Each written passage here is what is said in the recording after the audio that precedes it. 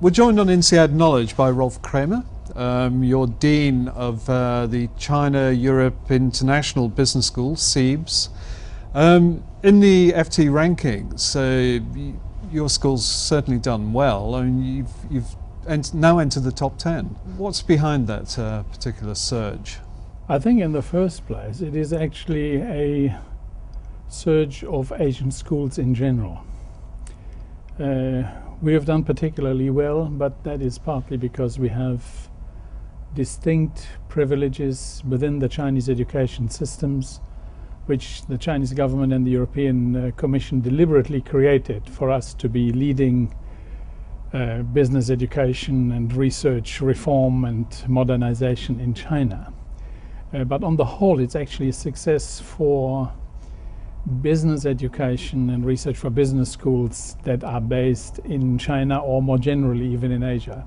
Of course, I'm very happy with the result. One should perhaps say also immediately that the ranking is the ranking of the MBA program, which is only part of the school, and it is measured in a particular way. So that indicates the ranking is high, but it doesn't necessarily mean that CEIBS suddenly is the number 8 business school in the world. A business school is a much wider, obviously much wider concept than a distinct program. Do you see yourself as a China business school? We are an international business school in China, or a Chinese international business school. Very clearly, we don't exist anywhere else. We are not an offspring or a branch or a campus of a single overseas foreign business school or of a consortium of business schools, but we only exist there. So we are, yes, we are created in China, and what we do is made in China. That's right. And are you then targeting specifically MBA students who want to come from abroad to work in China, or possibly those who are in China who want to work for international companies?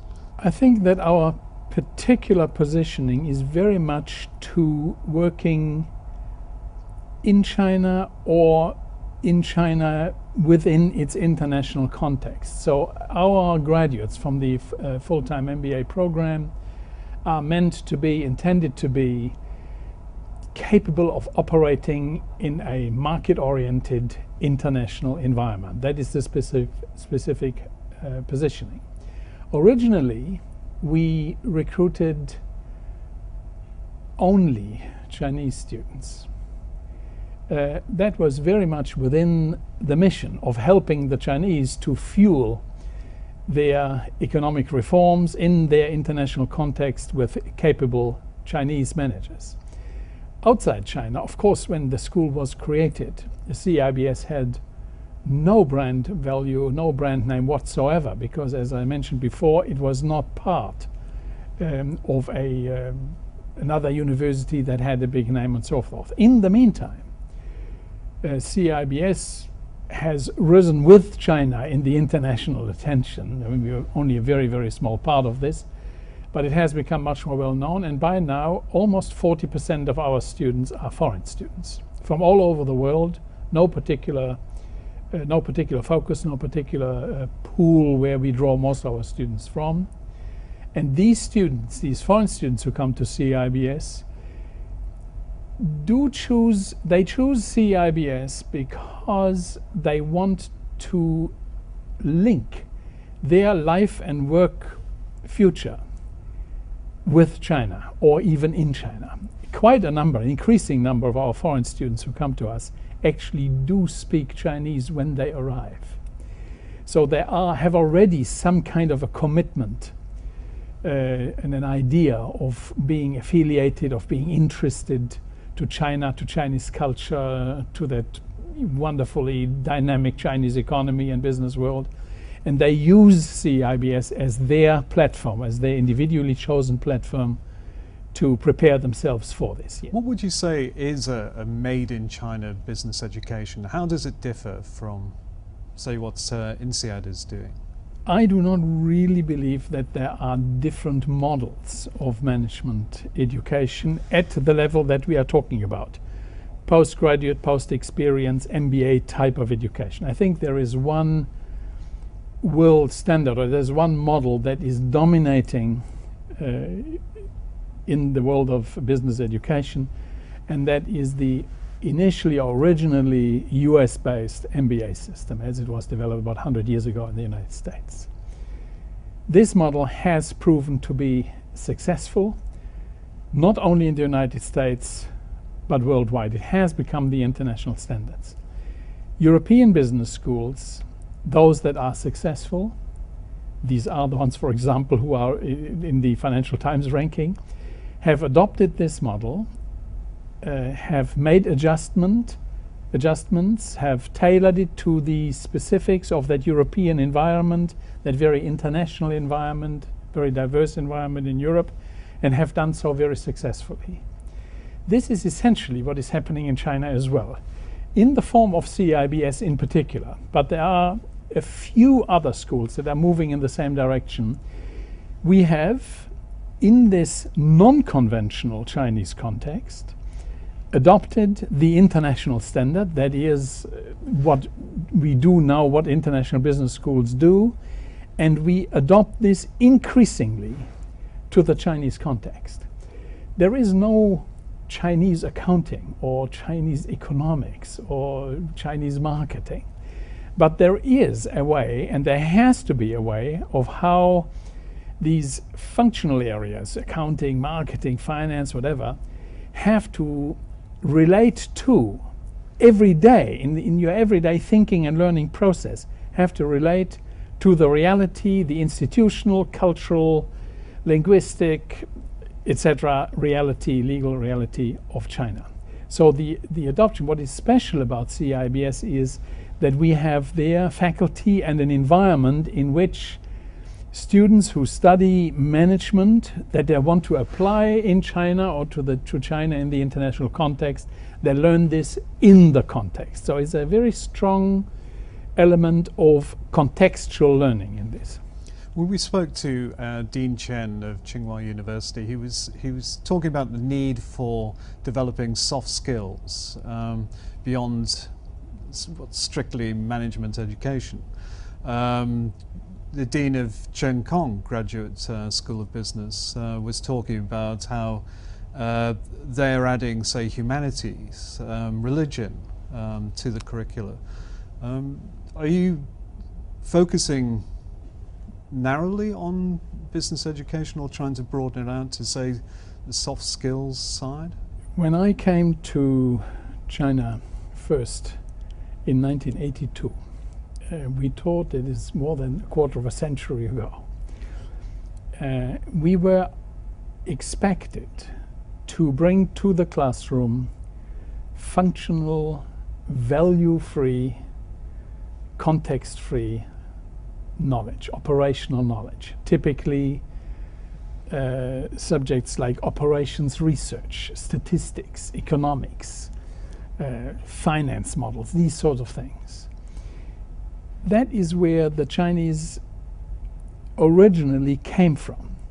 The idea was there's nothing that is specifically here, we just need to adopt the Western technology, take the best of that, and bring this to fruition and success in China. A lot of this is still there. So there is a very distinct need, in my opinion, for providing solid, functional courses and knowledge. I think that is still very necessary. We should not discard this. However, the idea to bring more, you refer to this as more soft skills to the students is becoming more and more important, because the students, once they are managers, they do not succeed or not succeed because they have the functional knowledge. That is actually taken for granted. What they have to be able to do is to understand where their counterparts from foreign countries come from, what do they need to know? What do they need to understand? What do they need to appreciate? Or even what do they need to tolerate? If they are suddenly operating in Germany or in Italy or in Canada, in the United States, or in South America or in Africa, that is a very important part of their effectiveness in the marketplace. And we bring this increasingly into the classroom. I think the idea of increasing the amount of humanities, either inside other courses or as special courses, has a lot of value. I agree with this. Do you see the downturn and the banking credit crisis having a major impact on the way business education is taught in future? I think that the leading business schools, and by that I mean something like the top 50 or 100, not the top 1 or 2 or 10, actually were very much ahead of this already. The crisis that we have at the moment, in terms of the way we think about our curriculum, about what students need to know, what they need to face up to, has had already quite a lot of momentum in business schools against sometimes some internal resistance, some conventional views of no, we don't need to deal with ethics, we don't need to deal with governance issues, we have to concentrate on the hard stuff, on accounting and finance and so forth. The crisis actually, from that point of view, as odd as it may sound, is actually welcome. It reinforces the already ongoing reform and rethinking of curricula. But I would be careful to throw out the baby with the bath. It is still very important to understand the fundamentals of management and business. In a recent Financial Times article, you talk about the reasons, the factors behind Chinese schools being in the ascendancy. You talk about the economy, the success of the economy, which we all know about. You saying that there's been significant catch-up. The factor that I found most interesting was where you were talking about the openness of the education system in China, and I personally wouldn't have expected that as a comment. What did you mean about the open education environment? I start at a macro level. The success of the reforms in China that we have now seen unfolding over the last 3 decades, more than 3 decades now, is a peculiar combination of a very clear strategy and vision on the one hand, and a willingness to experiment, or as people sometimes say, to be pragmatic on the other. This combination of having a vision, actually having a vision of the future, having a vision of what the place should look like in 20 or 50 years, in combination with the willingness to experiment, to learn from failure, to adjust and move forward, is one of the, I believe, one of the most important components, one of the important success factors for the Chinese economic reform. They have done this in the economy. The same thing they have done in education as well. In education, they have supported some universities in some areas more than in others. Some universities have more government support than others, have more freedom than others. And this willingness of the Chinese, in what actually everywhere in the world are very conservative ministries of education, etc. This is a heavy regulated industry, if you like. The willingness of the Chinese to allow in their state-owned systems foreign universities to come in, to partner with their own universities, to offer MBAs, to offer programs and degrees that actually were not part of the Chinese system and that they were not used to. That is what I refer to when I say there was a distinct openness in the system. The success of the Chinese in this and in our other areas is the ability, I sometimes say, to live and to make progress in the gray zone. They don't wait until they have the rules and regulations and policies already, but they're quite tolerant of innovations, of new ways of doing things, and do not crack down on them immediately. If they work, they support them, they regulate them, they legitimize them later. They have never stopped CEIBS, although we have for years done things that were always a little bit ahead of the pack, as it were. And how do you see business education developing now in China? There is, I think one has two answers to this. I start with something very trivial. China is a very, very large country with a huge population and a huge demand for education at all levels and of all kinds, including management education. Therefore, there is also a huge demand for conventional, no-nonsense business education at the professional, at the undergraduate level, at the degree level, and so forth. There's a lot of room for domestic, also foreign providers, not of the top quality, but of the kind of medium level quality, maybe even down to lower levels, to do a lot of very, very good work and make people fit for what is an increasingly competitive and actually very tough environment. This, however, is not what the top schools do. The top schools are not in this, if you like, in this mass market. The top schools have to make the transition from importing, they're in the middle of the transition from importing knowledge and best practice from foreign business schools, adapting this to the Chinese environment, and actually slowly, peu à peu, influencing the way we understand management and business globally. China is large enough to have an impact on the way we understand how the world works because of its sheer weight, its sheer mass. That is not yet very advanced, but it surely will. I'll give you an example. Some companies that are in luxury goods industry, fashion or perfumes or things like that, they are in China. Of course they are in China. They want to do business there. More importantly, they want to learn. They want to understand what actually is the Chinese concept of beauty. What are colors that appeal to Asian people? What fabrics do they use? How do they put them together? And how will that, or may that, influence the way we think of fashion and of fragrances, etc., all over the world? This kind of thing is happening in business education as well. How do Chinese businessmen actually work?